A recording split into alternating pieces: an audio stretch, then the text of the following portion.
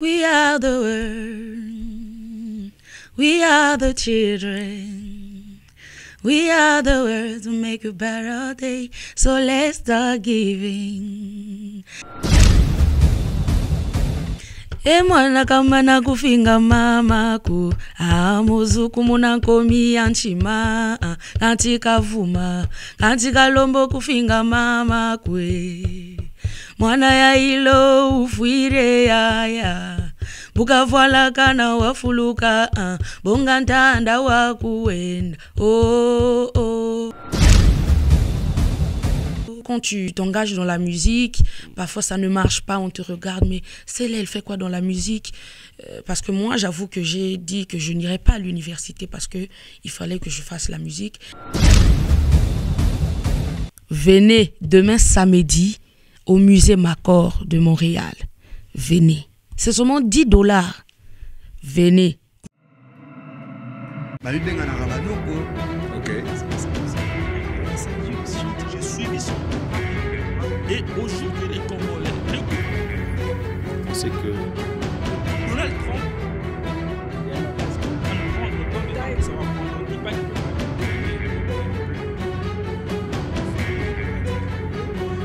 Lorsque j'ai commencé ma vie de journée, Un million de vues par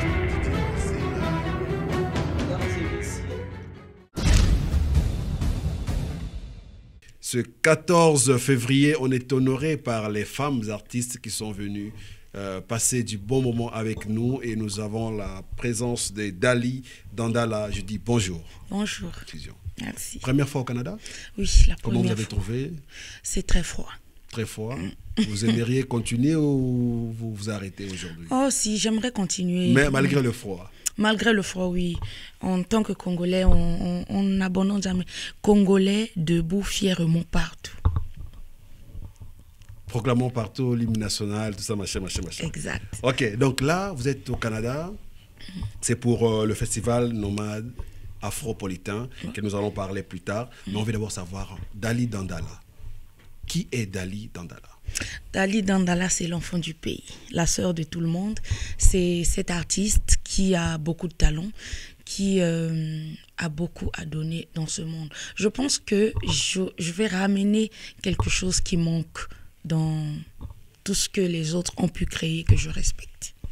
Vous allez ramener quelque chose de particulier, c'est vrai, c'est le travail de particulier. tout artiste, d'apporter une petite pierre pour la construction de l'art.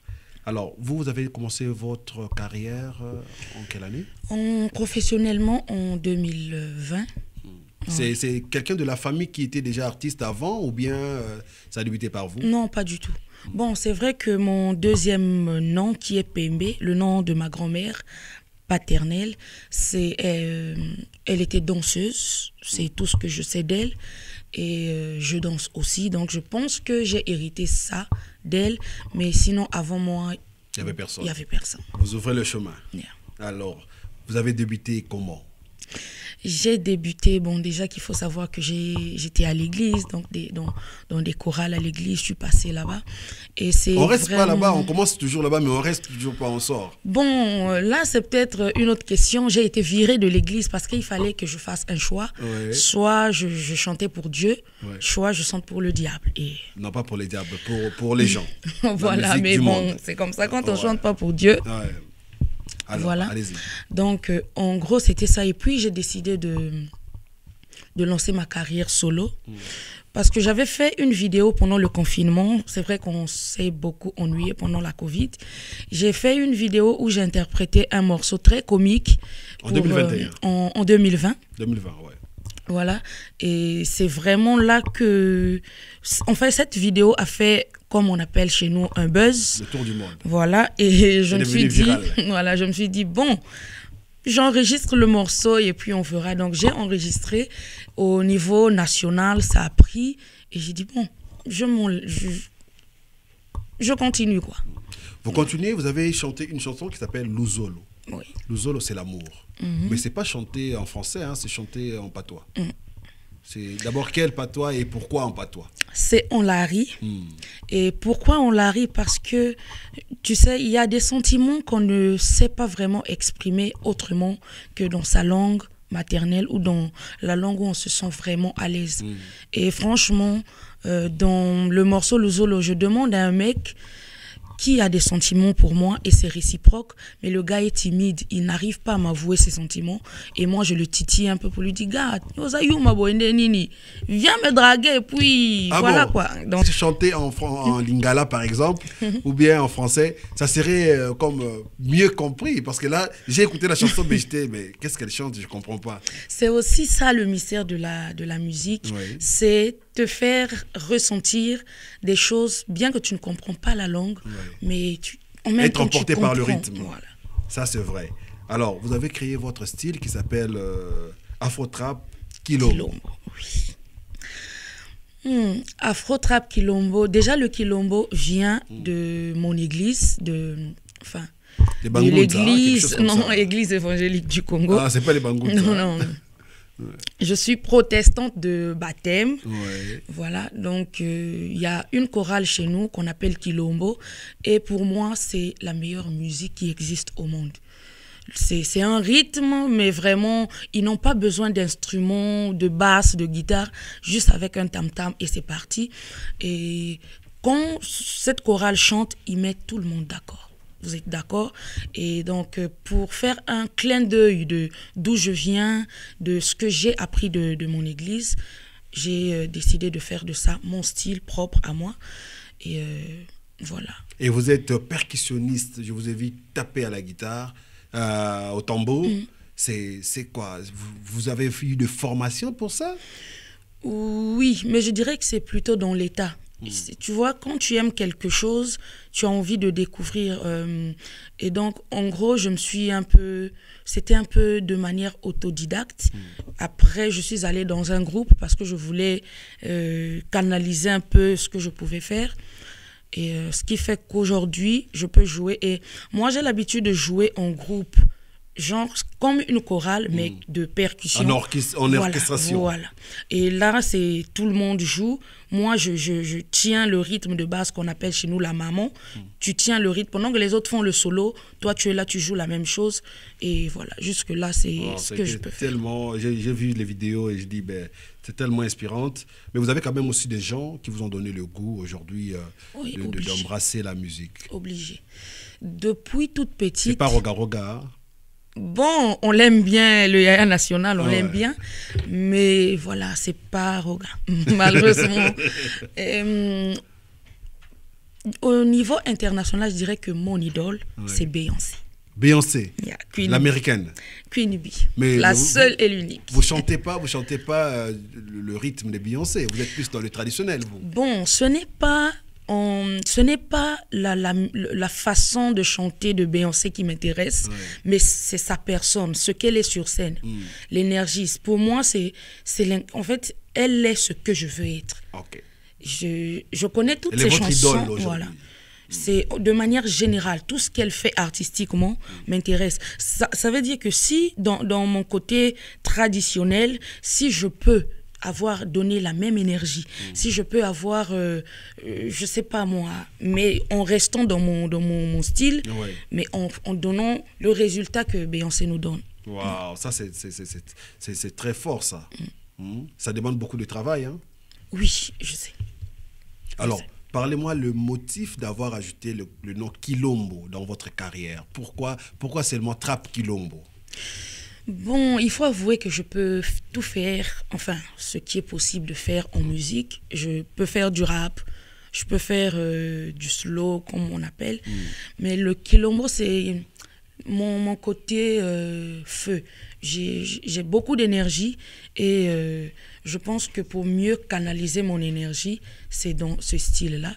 Et ça me va très bien, je pense. Ça vous va très bien, le style le Trap Kilombo. Alors, vous avez une chanson que vous avez écrite qui s'appelle Lipanda. Lipanda, c'est l'indépendance. Mais on a déjà eu l'indépendance, on a déjà l'hymne national. Pourquoi avoir ajouté encore Lipanda? Bon, on est tous d'accord que c'est sur la bouche, sur le papier qu'on parle de l'indépendance, mais ce que nous vivons au quotidien n'a rien à voir avec l'indépendance.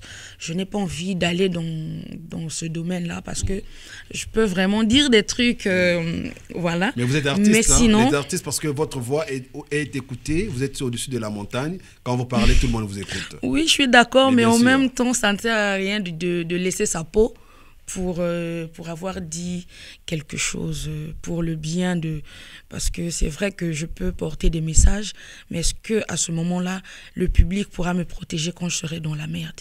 C'est la question qu'il faut se poser. Donc, en gros, Lipanda, c'est juste pour nous rappeler qu'on est libre. C'est vrai qu'on nous dit qu'on est libre, mais on ne le sent pas. Et je pense que plus on va chanter Lipanda, peut-être qu'un miracle va s'opérer. Mais sinon, pour l'instant, je ne sens pas du tout cette liberté. On n'est pas en indépendance jusque-là. On est encore sous la colonisation moderne. Non. Et il faut reconnaître que Lipanda, c'est pas que j'ai écrit. C'est vrai que j'y ai mis ma personnalité des couplets. Mais quand je dis Tolinganae, Toyokanae, Tosalisanam, c'est vraiment le texte de Jacques Lobello qui n'est plus parmi nous. Mais il a écrit... C'est pas des gens Koyo, hein? Non, c'est pas de Jean Koyo, non. C'est Jacques Lobello qui a composé. Et voilà. C'était aussi ma manière à moi de lui rendre hommage parce que c'est une chanson qui met d'accord tous les Congolais. Ça, c'est vrai. Alors, vous avez été retenu parmi les artistes qui ont presté à la francophonie. C'était quoi le mode de critère qui a fait en fait que vous soyez retenu? Peut-être parce que je parle français, je sais pas. Mais en gros, c'était la semaine de la francophonie et l'IFC de Brazzaville m'a contacté pour me dire que je suis parmi les artistes qui vont prester à la semaine de la francophonie et je pouvais pas dire non. Je crois que c'était ma première prestation en tant que leader d'un groupe parce que j'ai mon orchestre et tout. À jouer à l'IFC. D'habitude, j'ai beaucoup joué à l'IFC, mais en tant que choriste. J'accompagnais les autres. Et c'était pour la première fois que je jouais en tant que Dali Dandala. C'était le plus grand concert que vous avez eu à produire dans votre carrière? Bon, c'était pour la première fois à l'IFC, je dirais oui. Mais jusque-là, c'était pas mon plus grand concert. Ok. C'était quoi votre plus grand concert? C'est quoi votre plus grand concert? Jusque-là, je crois que c'est... pour les 77 ans. Vous n'avez pas encore joué au Palais du Peuple d'anniversaire. Oui, mais ce n'était pas pour mon concert. J'ai fait la première partie d'un groupe Extra Musique à Nouvel Horizon. Oui. J'ai fait la première partie, c'était dans la salle. Et pour les 77 ans des Nations Unies, c'était à l'esplanade du Palais. On va parler des 77 ans de l'anniversaire des Nations Unies. Mais jusque-là, vous avez combien d'œuvres sur le marché? Est-ce que vous avez déjà un album qui est déjà sorti ou bien vous sortez juste des singles? Pas encore d'album, mais j'ai quelques singles déjà sur YouTube et quelques clips. Et puis, avant de venir à Montréal, donc en janvier, j'ai sorti mon nouveau single que j'ai intitulé « Vie de Louga ». Ok. Mais là maintenant, avant de parler de la vie de Louga, quelle est la chanson qui a plus accroché de toutes vos chansons sur les réseaux sociaux? Sur les réseaux sociaux, je dirais que c'est Impoli. Impoli. On va écouter Impoli en a cappella. Et là, je salue le chef coutumier Clary Kitanvou, de Madame Mariko Kitanvou, et joyeuse fête de Saint-Valentin. Partout où vous suivez cette émission. Et pour cela, on écoute Impoli. E mwana kama na kufinga mama ku amuzuku munankomi anchima katika vuma katika lombo kufinga mama kwe mwana ya ilo ufuire ya bukavala kana wafuluka bonga ntanda wakuenda Merci beaucoup. Je pense que ça fait le plaisir de Clary Kitanvou, de Madame Mariko Kitanvou, parce que c'est la fête et puis la musique accompagne la fête. Alors, avec vous, on va parler encore de la vie des Louga. La vie des Louga, pourquoi la vie des Louga? La vie de Louga, d'abord moi, comment je l'entends, oui. c'est une vie de débrouillard. L'idée de la chanson est partie du fait que tout de suite, quand j'ai voulu faire la musique, la famille n'a pas forcément accepté. C'était, il On fallait, connaît la musique, c'est... ça ne paye pas. Je me rappelle, ma mère m'avait dit que bientôt tu vas commencer à prendre des drogues, tu vas commencer à sacrifier les membres de la famille et tout. Donc, c'est faux, hein? C'est pas vrai? Bon, je ne sais pas sur quelle base on sacrifie quelqu'un. Je n'ai jamais participé à ça. Des rituels dans la musique? Par contre, je sais que réussir, peu importe le domaine, il faut des sacrifices. Et je ne sais pas si c'est obligatoirement sacrifier des humains, mais je pense que même venir quitter mon pays, venir au Canada, prendre un avion loin, ça dit que j'ai mis ma vie en danger. Ouais. L'avion pouvait très bien s'éclater. Et pour moi, c'est tout ça là, les sacrifices. Okay. Donc, voilà. Alors, la vie de Louga. Voilà. Donc, la vie de Louga venait... c'est vraiment cette situation qui m'a inspiré la chanson. Parce que... Et aussi, même quand tu t'engages dans la musique, parfois ça ne marche pas, on te regarde, mais celle-là, elle fait quoi dans la musique? Parce que moi, j'avoue que j'ai dit que je n'irais pas à l'université parce qu'il fallait que je fasse la musique. Et ça ne marche pas tout de suite. Donc, les gens te voient, mais voilà, tu as quitté les études pour venir souffrir ici, là et tout. Donc, il y avait des moqueries et tout. Et quand ça va marcher, c'est les mêmes gens qui viendront, mais prends-nous au travail, cherche-nous quelque chose à faire. Actuellement, il y a des gens qui ne m'écrivaient pas, qui m'écrivent. Mais voilà, ma soeur, mais voilà, tu as percé. Moi-même, je ne sais pas encore que j'ai percé, mais quand même... Les gens les remarquent déjà. Je suis au Canada, là, les gars. Laissez-moi un peu me bomber le torse. Ouais. Donc, c'est un peu ça. Et donc, Vie de Louga, c'est vraiment pour donner du courage. Hein? Oui, déjà disponible sur les plateformes de streaming, à les découvrir. Alors, je demande à tout le monde d'aller chercher sur toutes les plateformes de musique, sur les réseaux sociaux, Vie de Louga, et vous trouverez. Téléchargez ça sur toutes les plateformes. Ouais. Juste pour la particularité, l'orthographe, j'ai mis vie, comme on écrit la vie. V-I-E. V-I-E et 2 en chiffres. Wow. Donc, le chiffre 2 et puis Louga. Ok, donc c'est la référence. Alors, on sait que quand on parle ponténégrin, Brazzavillois, il y a un côté sapologie aussi qui prime. Exact. Hein? Oui, tu peux pas être congolais et puis tu te sapes pas. Ah. Congolais rime avec la sape. Ok. Ouais, et le monde entier le sait. Ok. Mais là maintenant, un artiste... c'est pas seulement du côté traditionnel, parce que votre musique, elle est plus traditionnelle que urbaine. Mais vous mélangez la tradition et l'urbain sur le vêtement. Comment vous mixez ça? Le truc, c'est vraiment déjà... mon plus grand défi, c'est de jouer au tam-tam dans une robe somptueuse de créateur. Mais j'ai des perles et puis je joue au tam-tam avec ça. Voilà. De Louis Vuitton, voilà. Mais vous jouez au tam-tam. Voilà. Donc, limite, pour nous les Congolais, même quand tu as faim, même quand tu es traditionnel, tu te sapes. Okay. Voilà. Et là, on ne te pardonne pas. Quoi. On ne te pardonne pas, ça c'est vrai. Alors, vous êtes au Canada. La raison de votre voyage, c'est parce qu'il y a un festival nomade afropolitain. Vous avez été contacté comment et quelles sont vos attentes à la sortie de ce festival? Question A d'abord. Allez-y, oui, allez-y. Question A d'abord. J'ai été contactée par Freddy Massamba, qui est le directeur artistique du festival. Et il m'a contacté sur... Messenger, et puis on s'est donné des numéros WhatsApp, et c'est là qu'il me dit que voilà, on a tel festival. Je savais que le festival existait parce qu'il y a déjà des femmes, des personnes qui sont passées. Ouais. Donc je voyais, et quand Afropolitain me contacte, je suis là, oh là là, la classe. Ça commence à payer. Là, je dis que ça commence à ouvrir les portes. Exactement. Donc voilà, il m'a contacté, il m'a dit que j'ai pensé à toi pour cette édition.